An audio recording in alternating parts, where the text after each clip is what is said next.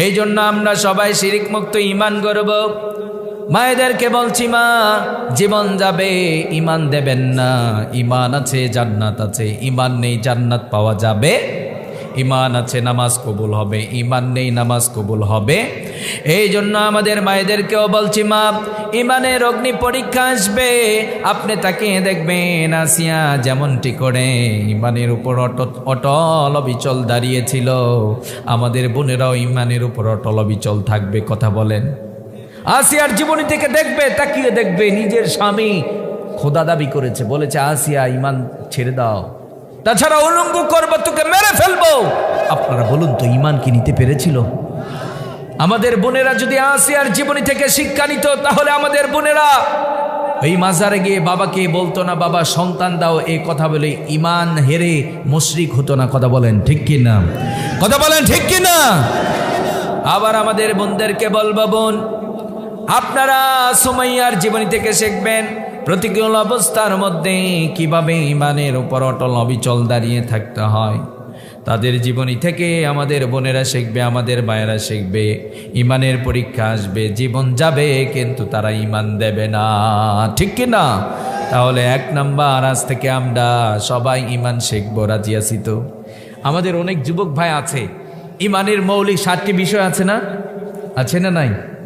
আমাদের যুবক ভাইয়েরা এগুলো জানে না। যুবকদেরকে ঈমান শেখাবেন কথায়, এরপরে ইবাদতে, এরপরে দান সাদকায় শিরিক হয়। আমাদের ভাইদেরকে শিখিয়ে দেবেন, আমরা যেন শিরিক মুক্ত ঈমান গড়ি। সবাই রাজি আছি তো? তাহলে 1 নাম্বার ঈমান হবে শিরিক মুক্ত ঈমান। সবাই রাজি আছি তো? ঈমান আছে জান্নাত আছে, ঈমান নেই জান্নাত পাওয়া যাবে? রব্বুল আলামিন 2 নাম্বার বললেন ওয়াল ইয়াউমিল আখির। রব্বুল আলামিন বললেন, যারা মসজিদে ইবাদতকারী হবে তারা আখিরাতের দিবসের প্রতি ঈমান আনে। ছোট ভাইরা চুপ করো। রব্বুল আলামিন বললেন, যারা মসজিদের আবাদকারী হবে তারা আখিরাতের দিবসের প্রতি ঈমান রাখে। আখিরাতের দিবস আছে না নাই? মরণ হবে কি হবে না? কিন্তু আমাদের লাইফ স্টাইল দেখলে মনে হয় আমরা মনে হয় মরবো না, দুনিয়ায় সব মনে হয়। কথা বলেন। দুনিয়া মনে হয় ফুরাবে না, দুনিয়া থাকার জায়গা নয়, এই দুনিয়া কাউকে রাখতে দেয় না। কথা বলেন। অনেক যুবক আছে রোড অ্যাক্সিডেন্টে মরে যায়, আছে না নাই? দুনিয়া থাকার জায়গা না। রব্বুল আলামিন বলছেন কুল্লু নাফসিন যায়িকাতুল মাউত। রব্বুল আলামিন বলছেন, ও গোলাম, প্রত্যেকটি প্রাণীর মরণ হবে, এসেছো যেতেই হবে। কথা বলেন। আবার এই মরণটা কখন আসবে কারো জানা আছে নাকি? জানা আছে মরণ আসবেই। কথা বলেন। মরণ আসবেই, জানা আছে, শিওর জানা আছে মরণ আসবেই। তবে কবে আসবে, কখন আসবে, রাতে আসবে না দিনে আসবে, কারো জানা নেই। কথা বলেন ঠিক কিনা? মরণ তো সেটা, মরণ এই পৃথিবীর মায়াকে ছিন্ন ভিন্ন করে একাকিত্ব একটা লাইফ বানিয়ে দেয়। দুনিয়ার মায়া মমতাকে ছেড়ে লাথি মেরে একাকিত্ব একটা জীবনকে বরণ করে নিতে হয়। কথা বলেন ঠিক কিনা? আপনি নতুন বিয়ে করেছেন, বাসর ঘরে ঢুকেছেন, মালিক যদি ডাক দেয় যেতেই হবে। কথা বলেন। কথা বলেন। যুবক, তুমি যদি বলো, আজরাইল তুমি কি চোখে দেখো না, নতুন বিয়ে করলাম মাত্র, 2 দিন পরে আসো, আপনারা বলুন এই কথাটুকু বলার কোনো ওয়ে আছে? আজরাইল কোনো পারমিশন নেবে আপনার কাছে? নো। ডাক পড়বে, আস্তে করে টান দেবে, 2টো চোখ বন্ধ হয়ে যাবে, নিঃশ্বাস বন্ধ হয়ে যাবে, আপনার ঘর থেকে টেনে টেনে আপনাকে ঘর থেকে বের করা হবে। কথা বলেন। আপনার শরীরের মধ্যে 20 টাকার একটা স্যান্ডেল গিঞ্জি আছে, এটাও রাখা হবে না, টেনে টেনে খোলা হবে। আপনি না চিনেন অত্র এলাকার অনেক টাকার মালিক, 3 টুকরা কাপড় দেওয়া হবে। কয় টুকরা? কয় টুকরা? এই জন্য যুবক ভাইদেরকে বলছি, যুবক ভাই, এই দুনিয়া দিয়ে আখেরাত নষ্ট করিও না। তোমার আমার একটা লাইফ ওয়েট করছে, আখেরাতের লাইফ, যা শুরু হবে শেষ হবে না। কথা বলেন। আর আখেরাতের সফল তিনি হবেন, ফারিকুম ফিল জান্নাতি ওয়া ফারিকুম ফিস সাঈর। যে জান্নাতি হবে, জাহান্নাম থেকে মুক্তি পাবে, সে সফল হয়ে যাবে। সুবহানাল্লাহ। এই জন্য আমরা আখিরাতের দিবসকেও বিশ্বাস করি, কারণ আখিরাতের দিবস হচ্ছে মরণ হবে, মরণের পরে আখিরাতের দিবস অনুষ্ঠিত হবে, পুনরায় জীবিত হবেন। আপনি যার্রা পরিমাণ ভালো করেছেন তাও দেখতে পাবেন, যার্রা পরিমাণ খারাপ কাজ করেছেন সেটাও দেখতে পাবেন। ভালো করেছেন জান্নাতে যাবেন, খারাপ করেছেন জাহান্নামে যাবেন। কথা বলেন ঠিক কি না? তাহলে আখিরাতের দিবসের প্রতি ঈমান রাখে কারা? যারা মসজিদের আবাদকারী হয়। মসজিদের আবাদকারী যারা হবে, যারা বলবে আমি মসজিদের আবাদকারী, আমি মসজিদের সভাপতি, আমি মসজিদের খাদেম, যদি আখিরাতের প্রতি বিশ্বাস না থাকে, আল্লাহর প্রতি ঈমান না থাকে, ও দাবি করতে পারে, আল্লাহ বলছেন নো, তুমি মসজিদের খাদেম নও। কথা বলেন ঠিক কি না? কাফের মুশরিকরা মসজিদের খাদেম হতে পারে না। এই জন্য মসজিদের সভাপতি, সেক্রেটারি যারা হবে, ওরা যেন শিরিক মুক্ত হয়, তারা যেন ইমানদার হয়, তারা যেন ভালো মানুষ হয়, মুত্তাকি পরহেজগার হয়। দরকার আছে না নাই? দরকার আছে না নাই?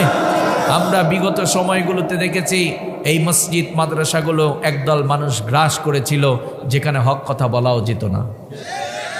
কথা বলেন। কিছু হারামখোর কমিটি ছিল, শুনতে খারাপ লাগলো নাকি?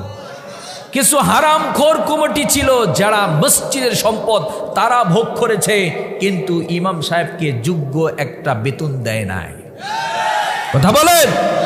বাংলার জমিনে এইরকম হারামখোর কমিটি আছে না নাই? আপনি মসজিদের সম্পদ খান নাই, আপনার পেটের মধ্যে আপনি আগুন ঢুকিয়েছেন। কথা বলেন ঠিক কিনা? এই জন্য মসজিদের যারা কমিটি হবেন, সাবধান, মসজিদের সম্পদ ভোগ করবেন না, মসজিদের ইমামের প্রতি জুলুম করবেন না। মসজিদের সব কিছু আপনার কাছে আমানত। কথা বলেন। মসজিদে সব কিছু আপনার কাছে আমানত। আপনি আল্লাহর ঘরের খাদেম হয়ে এই দায়িত্বগুলো পরিপূর্ণ আদায় করে দেবেন। ইমাম সাহেবকে সম্মানজনক বেতন দিয়ে দেবেন, ইমাম সাহেবকে গালি দেবেন না, ইমাম সাহেবকে ধমক দেবেন না। আজ বাংলার জমিনে ইমামরা খুবই নির্যাতিত। কথা বলেন। বেতন দেয় 3000 টাকা, ইমাম সাহেবের কোনো দামই নেই আর কি। ইমাম সাহেবকে কেউ মূল্য দিতে চায় না। বিবাহ হয়, এলাকায় ধনী মানুষের বিবাহ হয়, ইমাম সাহেবকে, মুয়াজ্জিন সাহেবকে মূল্যায়ন করে না। যদি দাওয়াত দেয়ও, দেখবেন ওনার খোঁজ খবর নেয় না। যে যত বড় সুদখোর তার পিছে ছোটে, খালি সুদখোরও কাট দেয়। কারণ ওই সুদি কারবারি যারা করে, সুদখোর টাকার মানে সুদি কারবারি যারা করে, ওদের তো আর ঘাম ঝরানো লাগে না। বুঝেন নাই? ঘাম ঝরানো লাগে না। মাংনা মাংনা টাকা পায় তো ওই টাকার অনেক গরম সবাই দেখাতে পারে। কথা বলেন। কিন্তু সুদি কারবারি যারা করে হারাম। সুদি কারবারি কি? হারাম। যেই শরীরের মধ্যে হারাম ঢোকে, ওই শরীর জাহান্নামের আগুনে জ্বলবে, ওটা জান্নাতের জন্য যোগ্য নয়। কথা বলেন ঠিক কিনা? তাহলে আল্লাহ বলছেন, প্রিয় ভাইরা আমার, অনেক রাত হয়ে যাচ্ছে, আল্লাহ বলছেন যারা মসজিদের আবাদকারী হবে তারা আখিরাতের দিবসের প্রতিও ঈমান আনে। আমরা আখিরাতকে বিশ্বাস করি। কথা বলেন।